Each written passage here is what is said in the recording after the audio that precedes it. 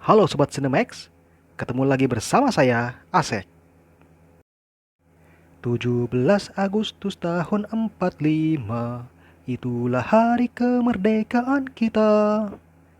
Well, mungkin itulah salah satu lagu perjuangan yang sering Sobat Cinemax dengar belakangan ini. Ya, pada bulan Agustus, masyarakat Indonesia tengah merayakan hari ulang tahun negaranya yang ke-77 di tahun 2022 ini. Walau masih berada di tengah pandemi COVID-19, hampir semua penduduk di penjuru Nusantara bersukacita menyambut datangnya hari bahagia ini melalui berbagai aktivitas menarik. Perlu diingat bahwa Indonesia harus melewati perjuangan yang sangat lama sebelum akhirnya bisa meraih kemerdekaannya pada tanggal 17 Agustus 1945. Walau tidak bisa mengalaminya secara langsung, kita dapat merasakan bagaimana keras dan sulitnya hidup di zaman peperangan melalui berbagai cara. Salah satunya adalah menyaksikan film-film bertema perjuangan karya anak bangsa pilihan Cinemax, seperti yang hadir dalam bahasan kali ini.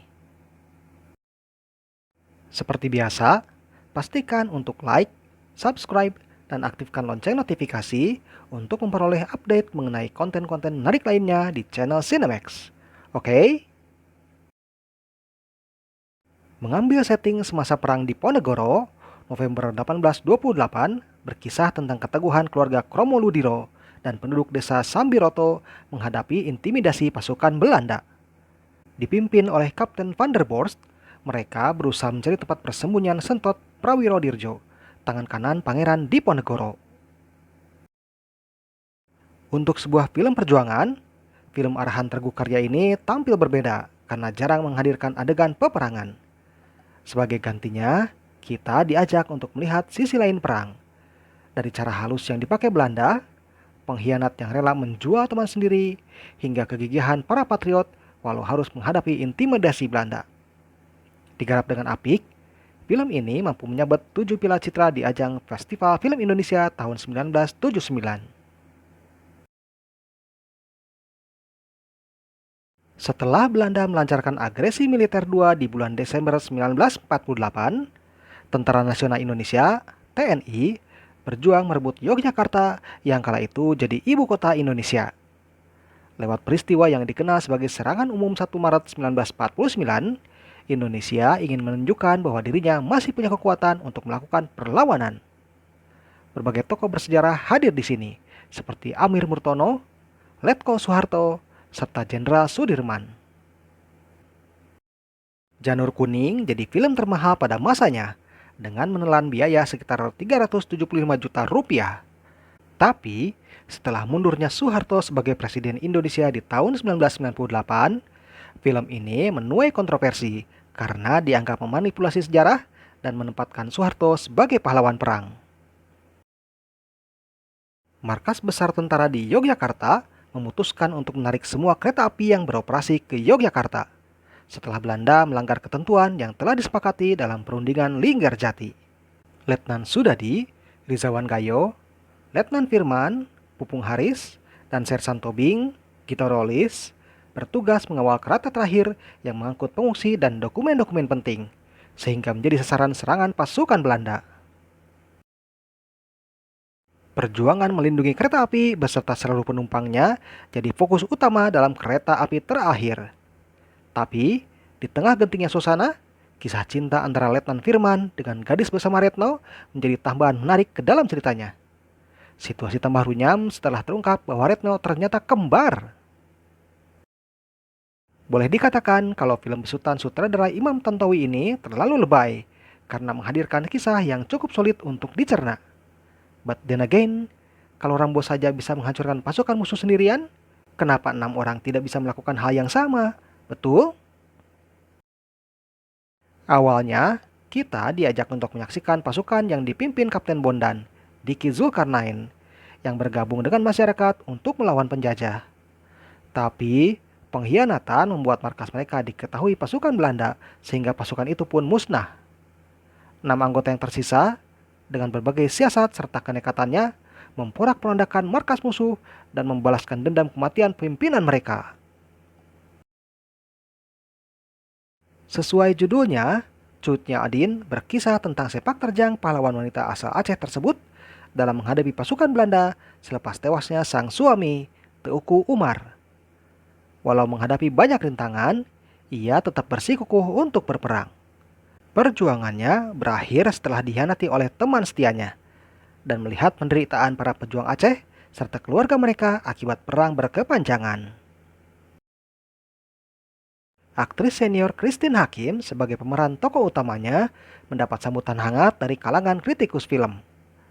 Performanya yang apik membawanya mendapatkan piala citranya yang ke-6. Sementara filmnya sendiri menyabet banyak penghargaan di ajang Forum Film Indonesia tahun 1988 dan Forum Film Bandung tahun 1989. 5 orang pemuda bertemu dalam sebuah kamp pelatihan militer di kawasan Semarang, Jawa Tengah. Tapi, pasukan Belanda datang secara tiba-tiba dan membumi hanguskan tempat itu beserta semua penghuninya, dan hanya menyisakan kelima pemuda tadi. Bergabung dengan pasukan gerilya, kelima kadet harus mengesampingkan masalah perbedaan suku, agama, serta ras agar dapat berjuang bersama untuk menghancurkan pasukan Belanda. Pengerjaan film pertama dari trilogi Merdeka ini tidak hanya melibatkan kru lokal saja, tetapi juga sejumlah ahli berpengalaman yang pernah terlibat dalam sejumlah proyek film Hollywood. Hasilnya, film arahannya di Sugandi ini mendapat animo yang cukup positif dari penikmat film tanah air maupun internasional.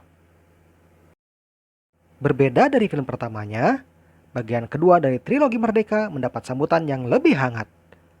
Pasalnya, Darah Garuda dikatakan berhasil menyajikan kisah yang lebih baik ketimbang Merah Putih.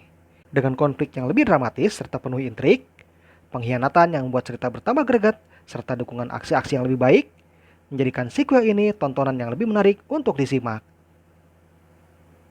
Masih difokuskan pada Amir, Lukman Sardi, Marius, Darius Sinathrya, Thomas, Doni Alamsyah, dan Dayan, Teuku Rifnu Wikana.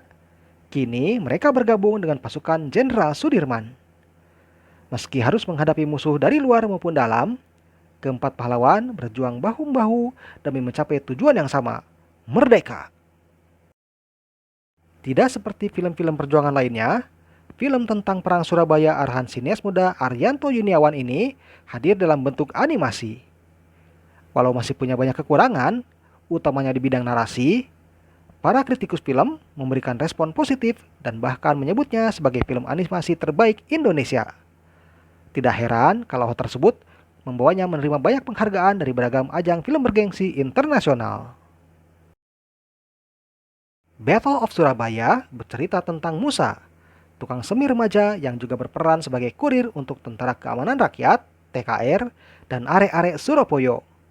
Walau harus mengalami berbagai peristiwa pahit, termasuk kehilangan orang yang dicintai, Musa rela menjalani tugasnya demi meraih kemerdekaan. Selain berperang melawan penjajah, Indonesia juga memiliki banyak pahlawan yang memerangi hal lain, seperti kesenjangan sosial. Itulah yang dilakukan Umar Said Cokro Aminoto, Reza Rahardian, keturunan bangsawan yang berjuang untuk persamaan harkat dan martabat rakyat pribumi yang terjajah. Karena kepandaian dan banyaknya keahlian yang dimiliki, membuatnya menjadi ancaman besar bagi pemerintahan Hindia Belanda. Bagi Sobat Cinemax yang menyukai kisah yang diselimuti drama apik, Guru Besar Cokro Aminoto bisa menjadi pilihan yang cocok.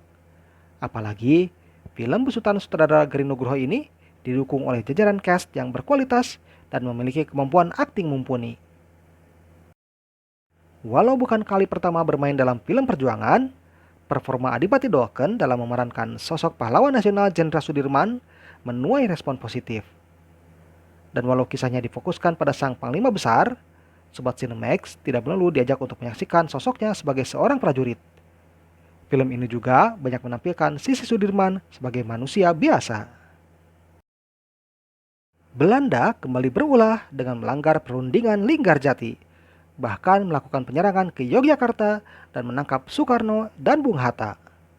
Meski begitu, Sudirman sambil duduk di tandu yang lemah karena sakit terus berupaya menjebol pertahanan lawan lewat taktik perang gerilya.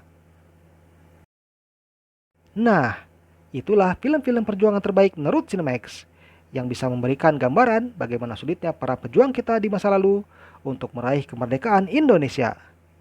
Semoga judul-judul yang tersaji di sini bisa membangkitkan semangat patriotisme Sobat Cinemax di seluruh tanah air dan menjadi pemicu semangat untuk mengisi kemerdekaan ini dengan hal-hal positif. Oke, then, see you next time.